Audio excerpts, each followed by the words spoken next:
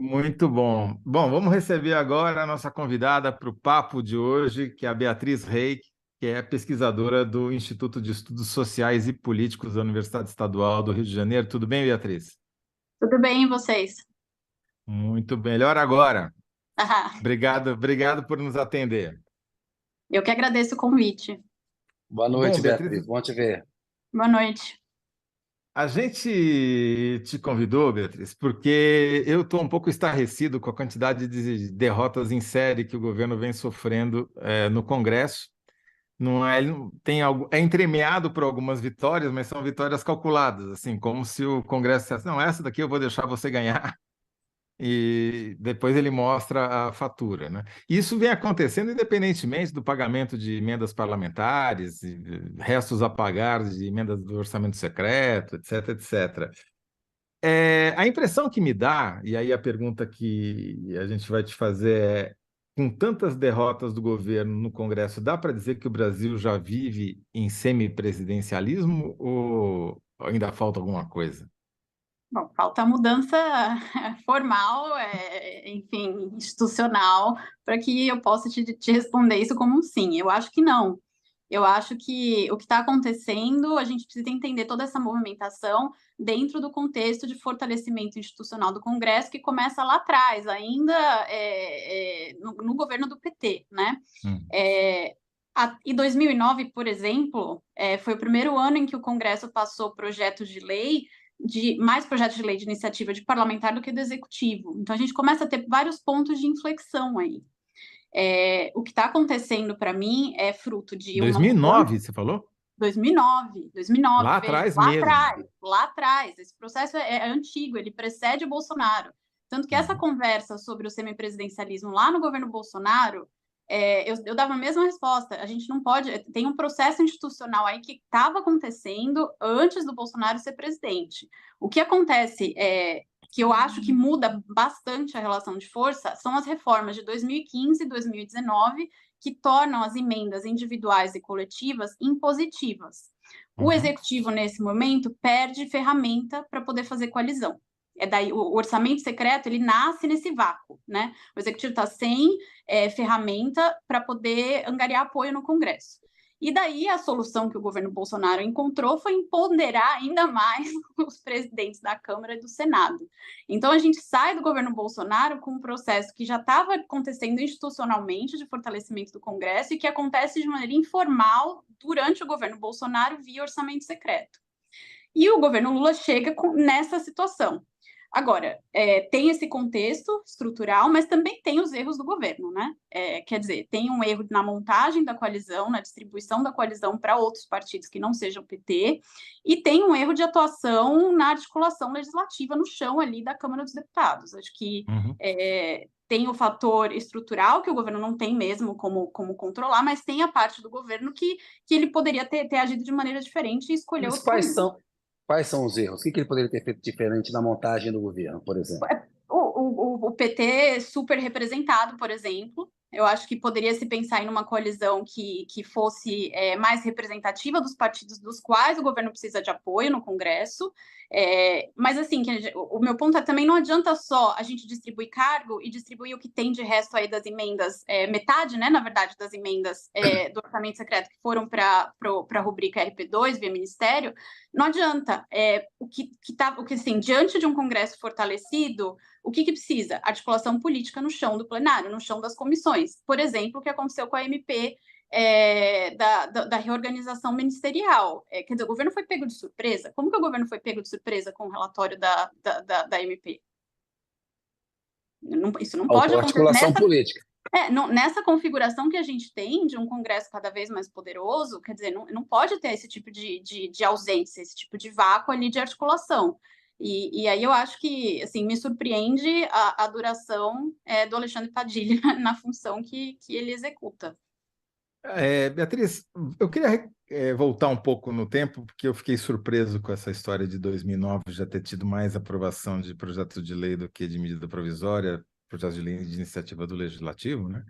Não em relação, desculpa, mas não mais do que medida provisória, comparado à introdução de projeto de lei, de introdução de Só parlamentar, de projeto de introdução lei, de tá. executivo. PL vs PL, beleza. Isso daí foi acompanhado também pela eleição de alguns presidentes da Câmara que se notabilizaram por não baixar a cabeça, muito ao contrário, né? O Eduardo Cunha levou ao impeachment da Dilma e depois o Arthur Lira emparedou primeiro o Bolsonaro e agora o Lula. De alguma maneira, o discurso da antipolítica que elegeu o Bolsonaro e desqualificou um pouco mais a composição do Congresso pelas pessoas que foram eleitas justamente com esse discurso, de alguma maneira facilitou os velhos políticos, porque a gente está falando de gente que está aí há muitos anos na estrada, não tem nenhuma novidade em Arthur Lira e Eduardo Cunha, né? São velhas raposas da política. Facilitou o trabalho deles, de alguma maneira? Quer dizer, a nova política ajudou a velha? Talvez. Eu acho que esse processo de fortalecimento do Congresso é uma coisa que a gente ainda entende muito pouco aqui no meio acadêmico do pessoal que estuda legislativo. Essa força, por exemplo, do presidente da Câmara é uma coisa que eu assim, ainda quero estudar com mais profundidade, porque a gente não entende de onde ela vem. Agora, tem uma coisa aí que você falou que eu acho muito interessante. Arthur Lira e Eduardo Cunha são dois parlamentares que tinham muito prestígio entre os pares. Né? Então, eles constroem esse prestígio nos bastidores, fora dos holofotes, tudo que não é a antipolítica, né? A política velha, como a gente conhece, não é a política de rede social, né? É a política do raposo, da raposa política, é a política do Renan Calheiros, que sabe fazer acordo de bastidor, enfim.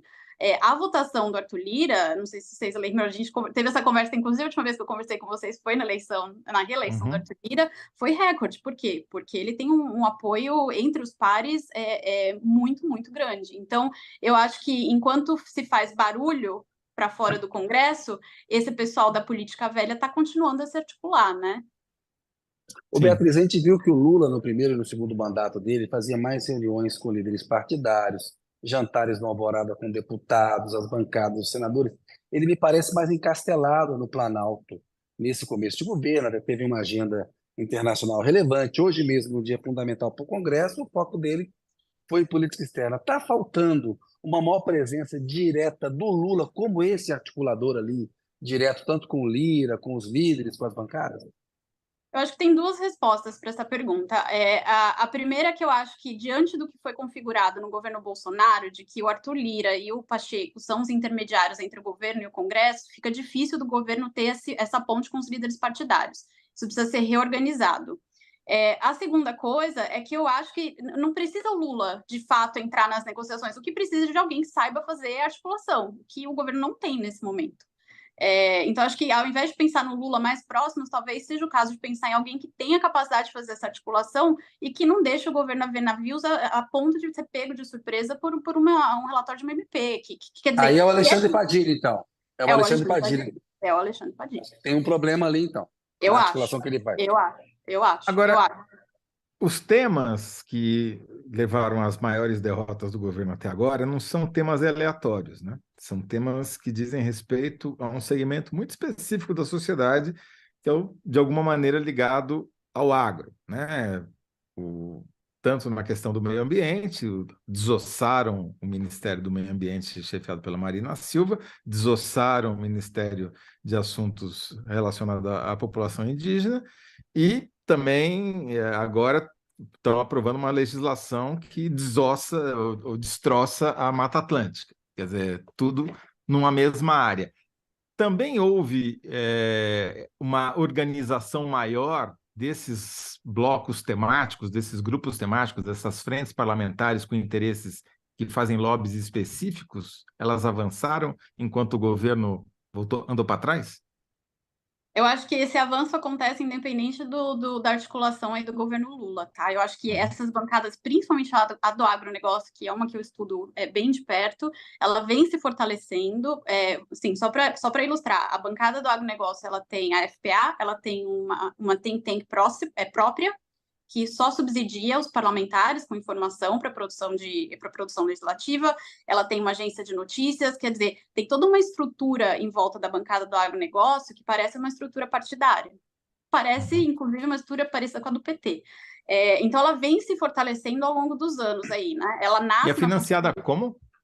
por grupo, por empresas, né? Quem financia o IPA, que é o Instituto Pensar Agro, são as empresas do agronegócio que querem ter a representatividade dentro do Congresso. Essa bancada nasce na Constituinte justamente com a percepção do pessoal do agro de que não teria a representatividade necessária via partido. Daí se forma essa bancada.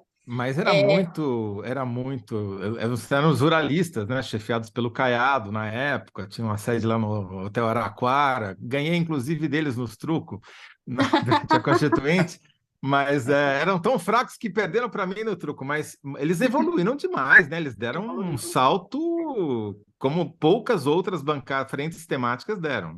Não, sem dúvida. É a única bancada temática que tem a estrutura quase semi-partidária, é a bancada do agronegócio. E aí eu acrescento uma outra dimensão, que é o governo Bolsonaro empoderou essa bancada, né? Você tem o governo Bolsonaro colocando a Tereza Cristina como parte da equipe ministerial, então você tem uma série de movimentações aí, também o governo Bolsonaro, que tinha uma agenda antiambiental, adota a agenda da FPA. Então, eu acho que aí o governo Lula está lidando com essas duas coisas, o fortalecimento da bancada ao longo dos anos e o empoderamento da bancada no governo Bolsonaro. Muito bom. Kennedy, você já jogou truco com os ruralistas? Não, eu jogo truco mineiro, maneira fixa. Vocês paulistas gostam de maneira variável aí, não? Eu jogo com o pessoal do MST. Tá certo. Ô, Beatriz, dá para colocar esse gênio na garrafa de novo? Dá para reverter isso? Como é que a gente faz? Morreu o presidencialismo de coalizão, essa coisa veio para ficar e acabou. Como é que a gente faz? Dá, mas eu acho que precisaria de uma postura do PT que eu não vi até agora, que é uma postura do que a gente estava falando no começo da conversa, né? De pensar um projeto que não seja do partido, né? Que eu vejo que ainda estamos, né, nesse universo. Acho que as declarações ontem, por exemplo, do presidente Lula em relação à Venezuela me mostram que a gente ainda está nesse terreno em que o partido ainda está com peso maior do que o resto todo. Então, acho que para chegar nesse ponto de ter, por exemplo, de você começar a ter uma conversa que eu acho que em algum momento vai ter que acontecer sobre esse balanço de poder que mudou, a gente precisa sair um pouco do PT como foco. Eu não vejo isso acontecer agora, pelo menos esse ano, não. Tem objetivamente seria pedindo reforma ministerial. E tem gente no PT que acha que eventualmente tem que fazer uma reforma ministerial e mudar essa configuração aí. Eu acho que é o mínimo que tem que ser feito, quer dizer, repensar essa coalizão, pensar a coalizão de uma maneira estratégica, que não seja só para agradar a base interna partidária do PT, né? Eu entendo assim, o PT é o único partido político que opera como tal, né, segundo a ciência política, que a gente tem no país. Eu entendo que tem várias correntes, o que precisa ser atendido ou não atendido, mas a gente tem o PT e a gente tem o resto, né? Tem todo um contexto aí que precisava ser pensado nessa reforma, que eu espero que aconteça em breve. E mais uma vez, eu assim, gostaria muito de ver o Padilha ser substituído. Mas você acha que é uma questão de nome ou é uma questão de partido? Ou seja, a coordenação política, o cargo que o Padilha ocupa dentro do Palácio hoje deveria ir para alguém de outro partido que representasse melhor essa coalizão ampla? Possivelmente alguém que tivesse mais trânsito, por exemplo, dentro desse grupo amorfo que a gente chama de centrão. Eu não gosto muito desse termo, porque eu acho que... Eu chamo de arenão. Arenão. Por causa da origem. Talvez alguém que tenha mais trânsito, né? Porque o Lira sai desse grupo. Então, a gente tem aí uma articulação que está sendo feita sem o trânsito necessário. Acho que seriam as duas coisas, a reforma ministerial e trocar o articulador. E daí, trocar o articulador com o objetivo de fazer a articulação, né? Quer dizer, não ser pego mais de surpresa, tá acompanhando lá o que é prioritário para o governo, tem que ser acompanhado. Eu escrevi um artigo na Folha com um colega, o Mário Sérgio Lima, propondo que o governo faça uma lista de projetos prioritários e negocie apoios sobre essa lista, né? Quer dizer, quais são os projetos prioritários para o governo, para o país, o framing que quiser se dar aí. E seja negociado em cima desse pacote, porque o governo tem pouquíssimo capital político, ele não vai conseguir aprovar o que quer o tempo inteiro. Isso não existe mais, né? Ô, Kennedy, você que está em Brasília e conhece isso melhor do que eu, curiosamente, na área econômica, o sucesso, ou pelo menos o fracasso, não teve nessa proporção. Ao contrário, teve até, por enquanto, tem sucesso. E até a negociação da reforma tributária me parece que está mais bem encaminhada, mesmo com o relator do PT, do que nas outras áreas. Qual que é a diferença? O Haddad está fazendo política, fez uma aliança tática com o Lira no marco fiscal e na reforma o Lira quer agradar o mercado, é uma pauta suprapartidária. Não é uma pauta como a ambiental que encontra a resistência da bancada do agro, né? É complicado. O Haddad teve sucesso porque interessa ao mercado e ao Lira também tocar isso daí. O governo agora está com essa história de tentar ver se o Pacheco pode ajudar no contraponto ao Lira, se no Supremo dá para reverter algumas coisas. Que ajuda que o Supremo e o Pacheco podem dar nessa batalha contra o Lira, o Beatriz, ou é tiro na água? Difícil dizer, muito difícil dizer. Eu queria só acrescentar um ponto à tua resposta. Eu acho que também as pautas econômicas têm sido mais fáceis dentro do Congresso, porque o Congresso tem interesse. Isso. Então, assim, é esse o cenário que eu acho que o governo não está trabalhando, é isso. A preferência do Congresso importa. Não é igual em 2003, que o governo podia chegar com o que quisesse chegar e não existe mais isso. O Congresso tem preferência. Então, isso precisa ser levado em consideração em toda e qualquer articulação que for feita. O que eu estou achando interessante, e estou gostando muito dessa nossa conversa aqui, é que quando você, antigamente, até, sei lá, 10 anos atrás, se você olhasse a liberação de emendas pelo... E assim, as emendas podem ser impositivas, mas o governo controla a torneira, né? Ele pode abrir mais ou abrir menos, molha um lado, não molha o outro, tal. E a gente viu que ele beneficiou na liberação das emendas muito mais o PT do que os outros partidos e privilegiou o partido do Arthur Lira apenas nos restos a pagar das emendas do orçamento secreto de 2020, 2021 e tal. Será que tem um erro aí também nesse controle da torneira?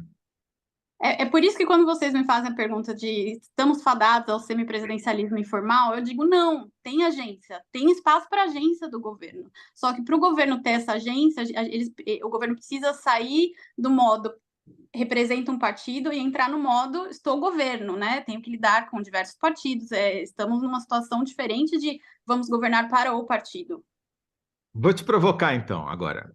Mas isso que você está falando não é só, me parece, uma questão de o meu queijo primeiro.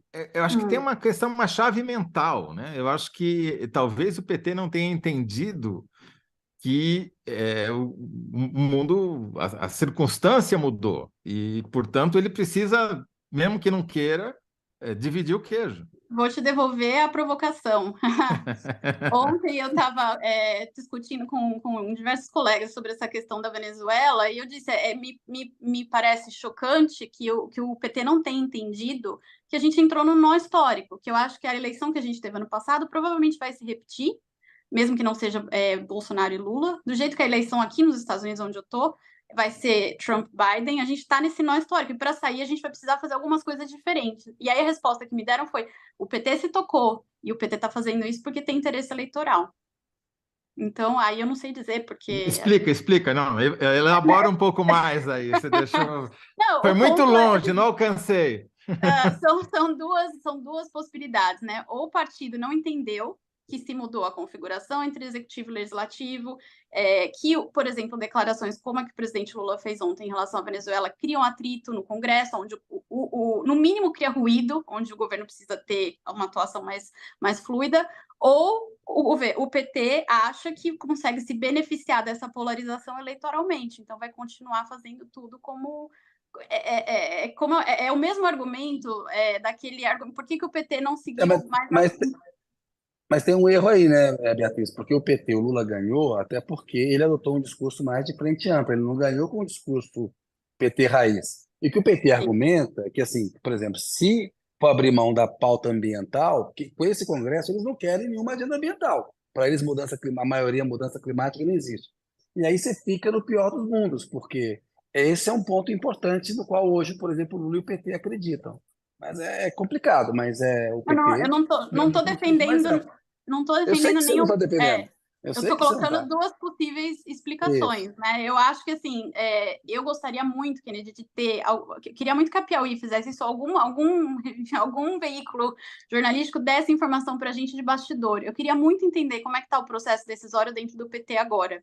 Porque quando a gente pensa, as lideranças do PT já não são mais as mesmas, né? Quer dizer, quem estava com o Lula em 2003 não está agora, por motivos óbvios aí, enfim, de escândalos, de corrupção e tudo mais. A gente tem um outro entorno do Lula, e eu queria muito entender como é que está se dando esse processo decisório. Eu já ouvi, conversando com gente no Congresso, as duas possibilidades, que o Lula toma decisão totalmente sozinho, ou que tem muitas divergências entre as correntes do PT e ele tenta driblar o tempo inteiro e não consegue atender todo mundo.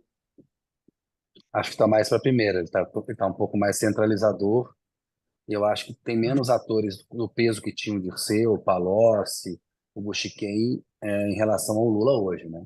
Ele tem 77 anos, ele superou a prisão, o terceiro mandato, ganhou a eleição. É quase que o Lula, as pessoas têm medo de dizer, olha, você não pode falar a bobagem que você falou em relação à Venezuela. Se prepare para esse encontro, que é importante, e nós temos aqui um recado a dar.